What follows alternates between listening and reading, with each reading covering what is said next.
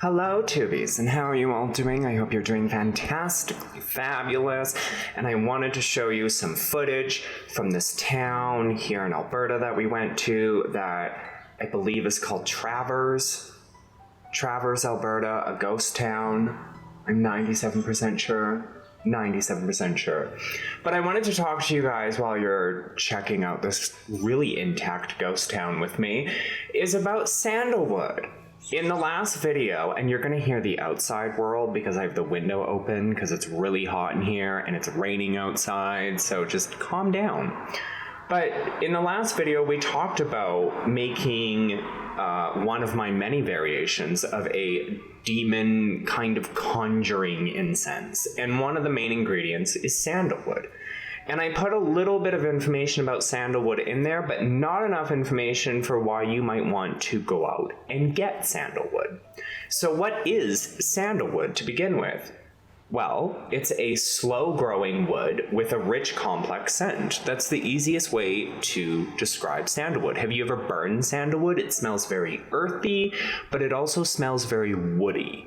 And that's why I like to burn it in conjunction with the magical three, or the original three, as I like to call it, the original three, which is patchouli, red sandalwood, and peppermint.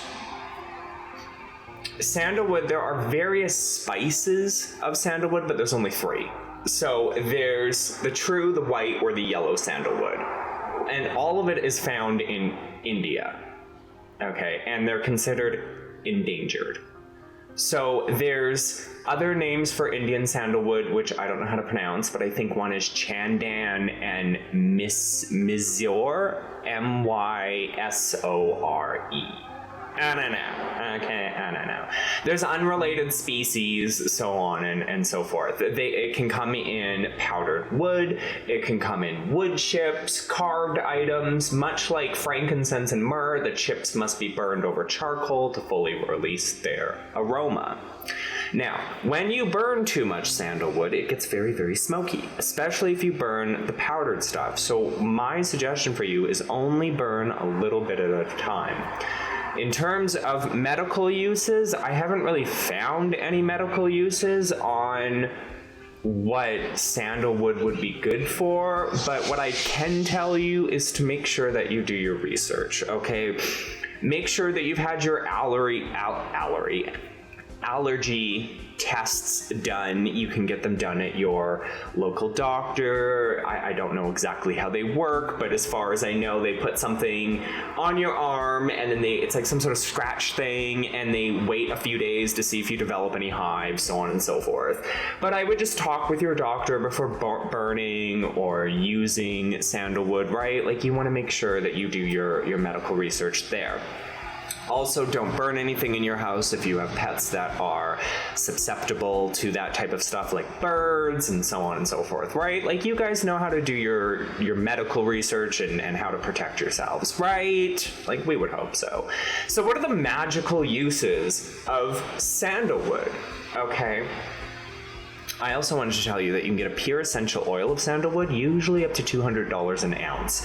Just gonna say that, okay? The magical uses of sandalwood are as follows. Sandalwood's magical career has begun in India, where it was used as a holy incense from the beginning of time, right? Like, that was obvious.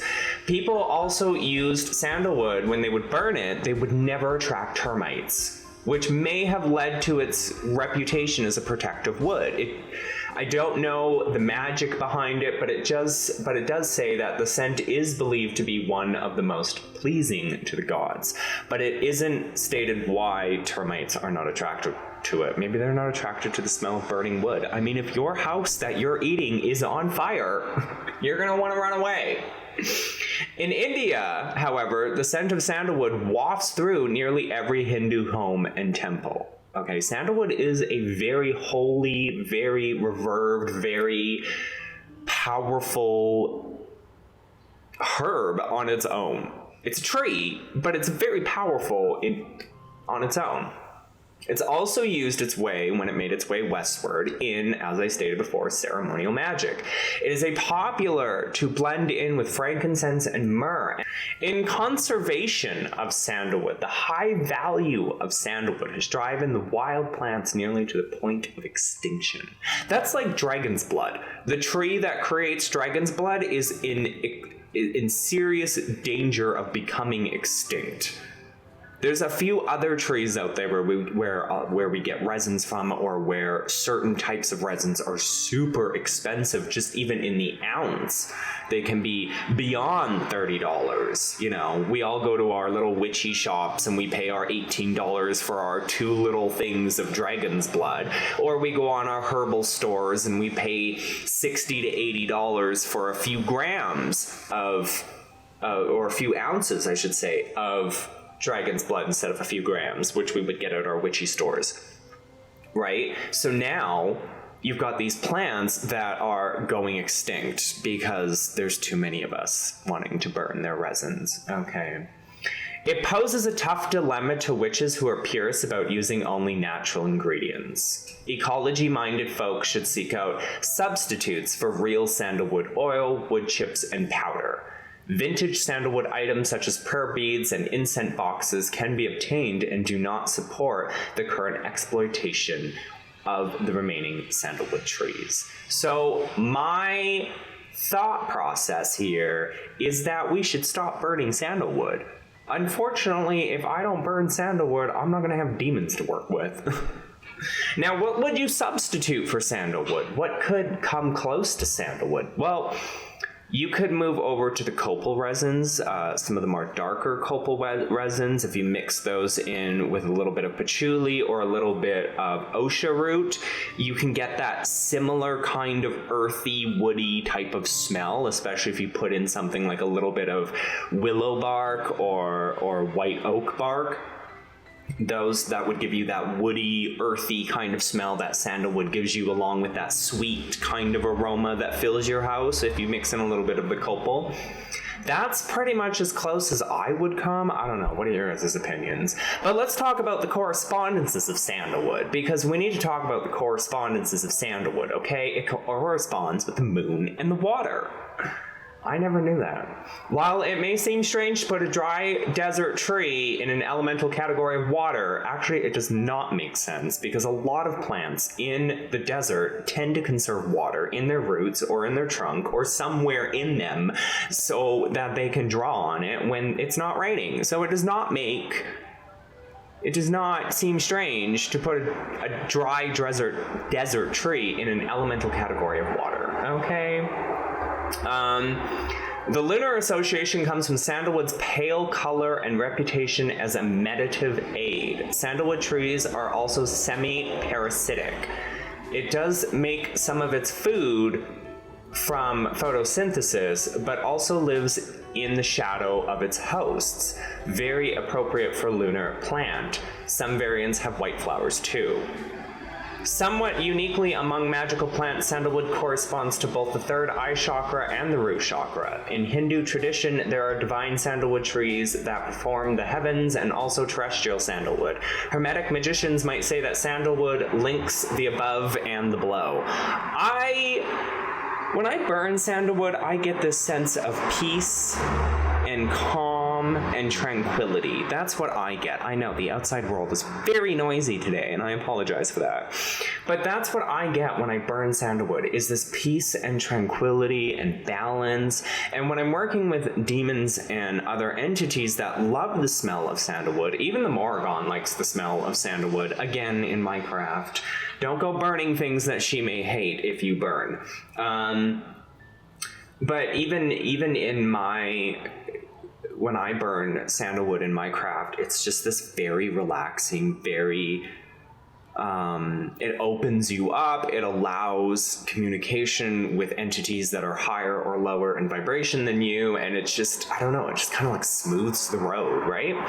So there are some spell formulas for sandalwood. In American folk magic, the wood chips are added to mojo bags for safety, security, and peace of mind, so it's really great at protection magics. Okay? It's also said to help your wishes come true. Write your petition on sandalwood chips and then burn it to release your intention. Another way to do that is using bay leaves, which we all know. Scatter sandalwood powder around the house to remove negativity. Sandalwood pairs well with other traditional herbs, oils, and incense. A blend of sandalwood and frankincense is used for consecrating ritual tools. Again, it doesn't have to be, but you know. The same formula is supposed to be very inviting to angels. Mix sandalwood with lavender to call on good spirits, or with jasmine for peaceful dreams. A blend of sandalwood and acacia, one of its host plants, is said to boost psychic powers. And there are no contraindications for sandalwood. As always, use caution when working with pure essential oils. So basically there's nothing that we know of right now with sandalwood that is toxic. But again, right, do your research. They say the scent profile is woody, smooth, sweet, and balsamic, and that is kind of why I would say if you need a substitute for sandalwood, if you're the type of witch who's like, I refuse to burn sandalwood because the trees are going extinct, which I would totally understand. I think everybody would understand. Then take some osha roots and dark copal, or any kind of copal really, but the darker the sweeter, and some patchouli, and mix those three together, and you have your sandalwood replication, essentially. Now, how that will work in terms of communicating with demons and whatnot, I don't know, but it is the closest thing to get you that scent profile. Occult properties of herbs are provided for historical interest, and no outcome is guaranteed. I will link this article, which I did not read in full, down below in the description section for you guys to check out. And I hope that you guys learned something from this video. I hope that it was entertaining, and I hope that you guys were fascinated and will go out and either possibly not get sandalwood because it is going extinct, but you know, maybe get the ingredients to make a similar profile of scent. And you don't have to use osha root, because osha root's also expensive to get your hands on. According to Tequila, when we were friends, it grows wild in her backyard, and she could have sent me boxes of it. So if you live in Texas, maybe it grows wild. I don't know. But osha root is, well, it's a root, so, you know, there's that. And apparently it's invasive, so I don't know. But as always, I love my tubies, and until next time.